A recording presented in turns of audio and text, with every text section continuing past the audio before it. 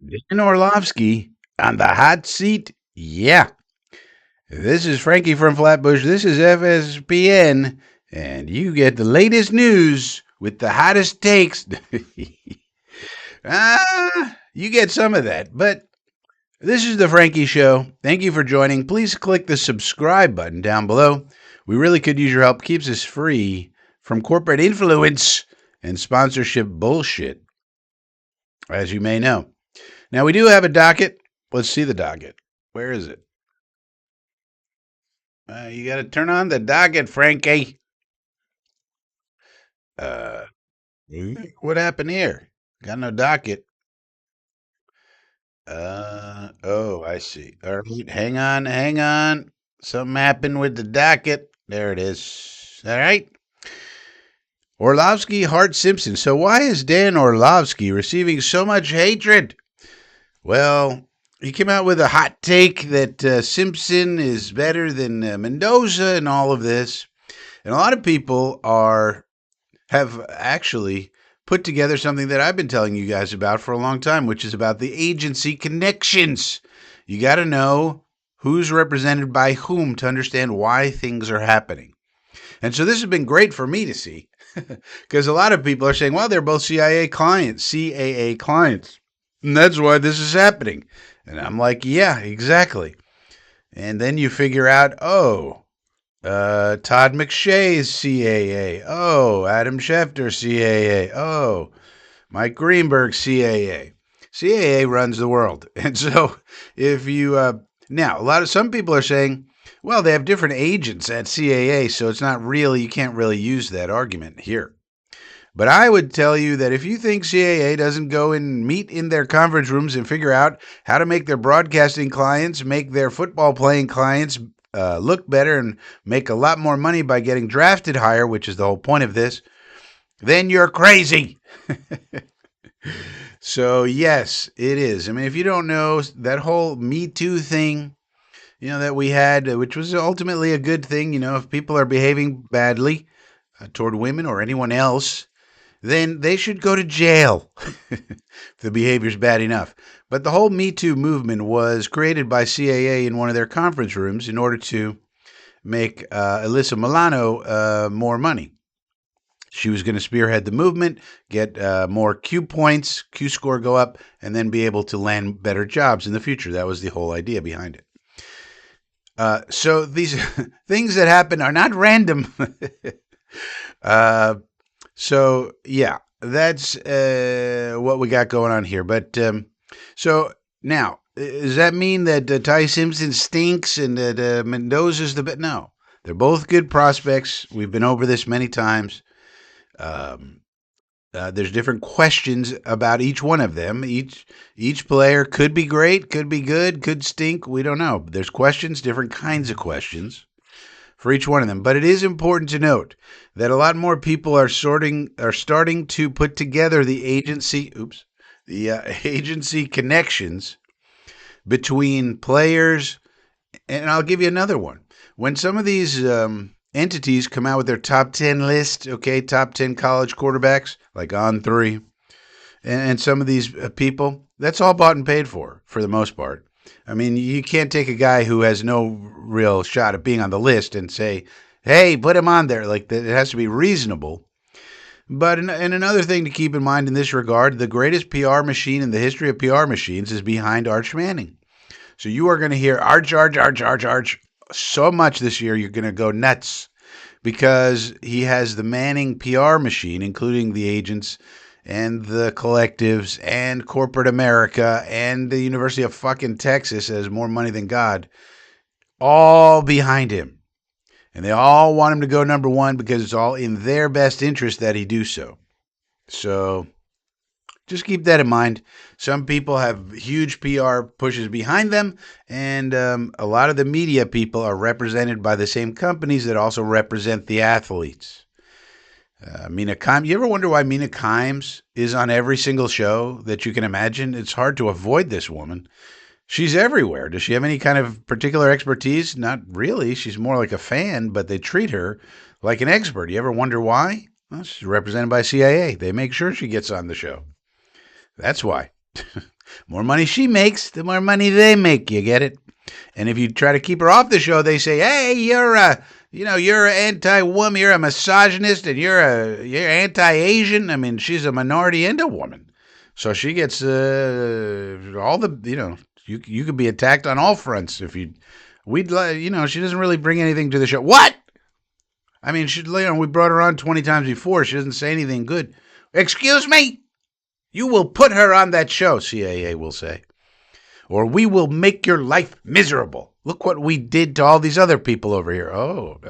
Yeah, she'll be on the show, no problem.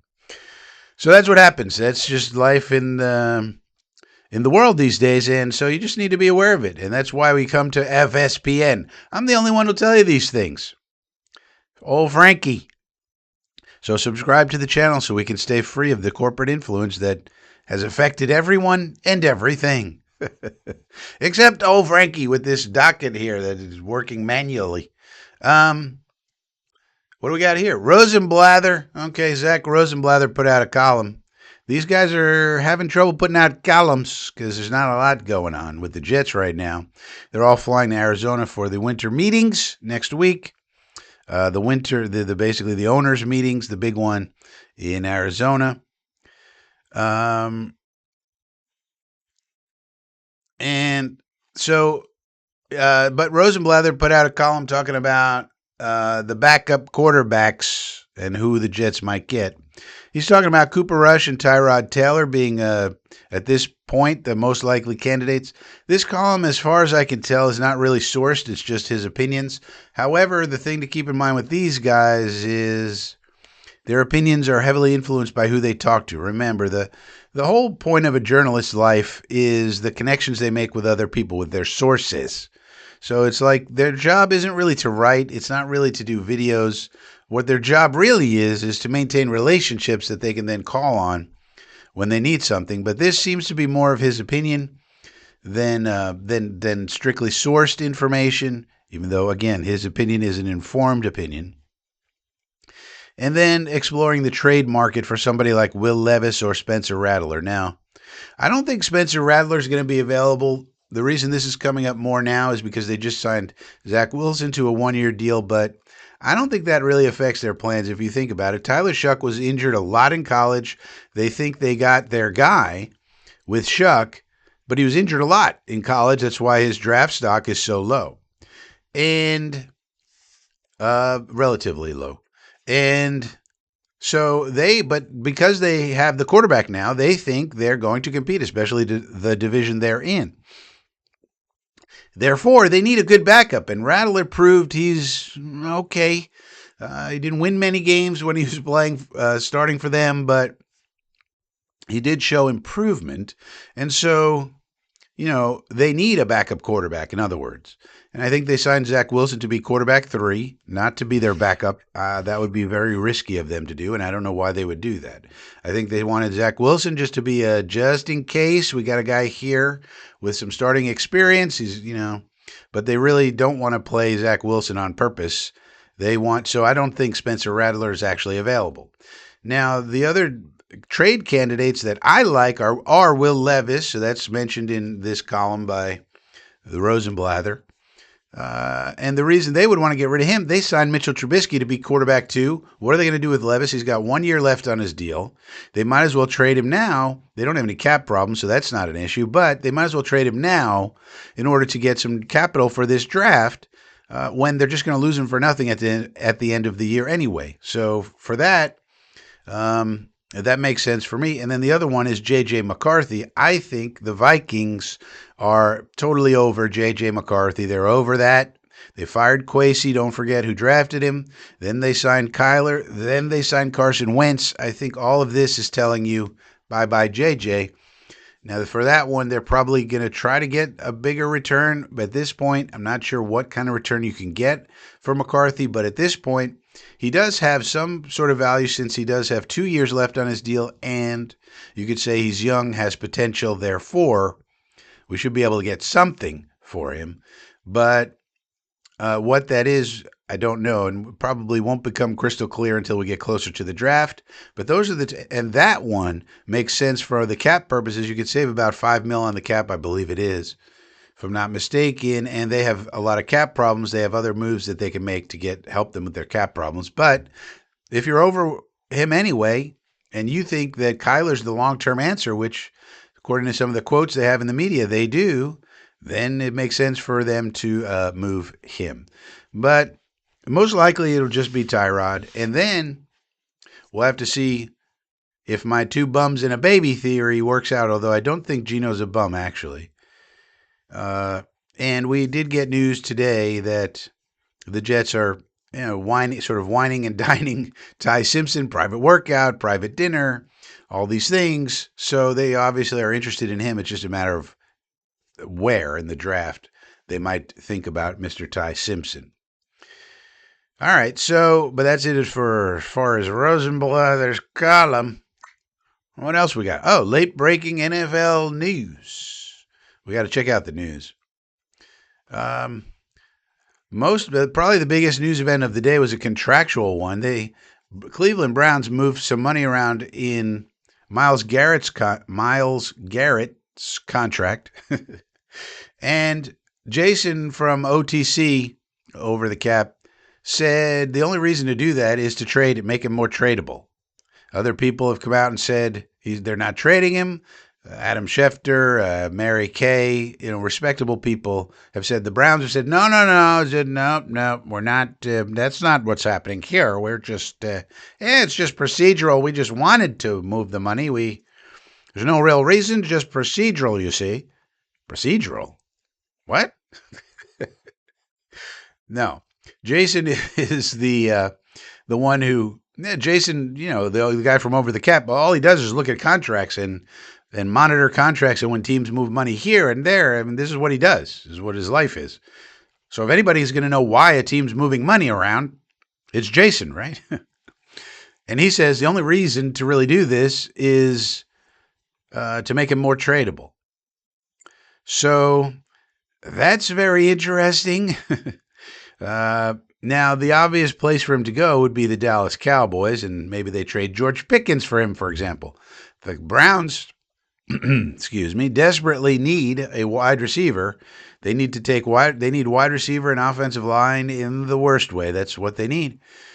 Well, they got one, George Pickens, that could ease the financial blow of taking on Myles Garrett. So, interesting if that were to happen. Or just picks, if they just want to trade picks, then Cleveland just stocks up on draft picks for this year, next year, and they're in full rebuild mode pretty much anyway, especially if you trade Garrett. So, makes a lot of sense to me. We'll have to see if that's what actually happens. Let's just check the wires and see if anything else is happening. It doesn't really seem so. There were some minor signings. Zach Wilson officially is a Saint. A 1-year deal for QB3. Zach Wilson. The Bills picked up a couple of offensive linemen. DJ Reader's visiting the Ravens. That's a guy I thought we might like. Perhaps not. Kella Witherspoon's going to the Commanders. So just some minor movement there. But the other thing is, of course, the Jets have their contingency of coaches going around to all the pro days and so forth. And it's nice to know that, Frank Reich is with the contingency, and for some cases, Bill Musgrave's there too. And so we got, sort of our QB minds, on the circuit. It also is kind of nice that this idea that maybe Frank Reich had one foot out the door as far as retirement is concerned. No, I think he's into this job. I really do. This is based on, he was staying late and extra at the combine now, and I saw another video where he's at the facility 6 a.m., something the Jets put out, not about that, but you saw that he was there at 6 a.m., so and that's typical, but again, if you were kind of like halfway there just doing Glenn a favor, would you be at the facility 6 a.m. every morning? No. I mean, this is the off season here. There's no players there, right? What is he doing? Well, he must be really into the job, and that really excites me because we have not had that level of offensive quarterback brain trust between him and Musgrave, and don't forget the GM Muji what played quarterback in college, San Diego State, and then they moved him out to wide receiver. So we have more quarterback brain power than we've ever had. Are they going to get it right? Well, we'll know in the near future. My name is Frankie from Flatbush. This is FSPN. Please subscribe to the channel. We'd love to have you right down there. Subscribe to the channel so we can keep it free of corporate influence. Just you and me, independently. That's how we do it, baby.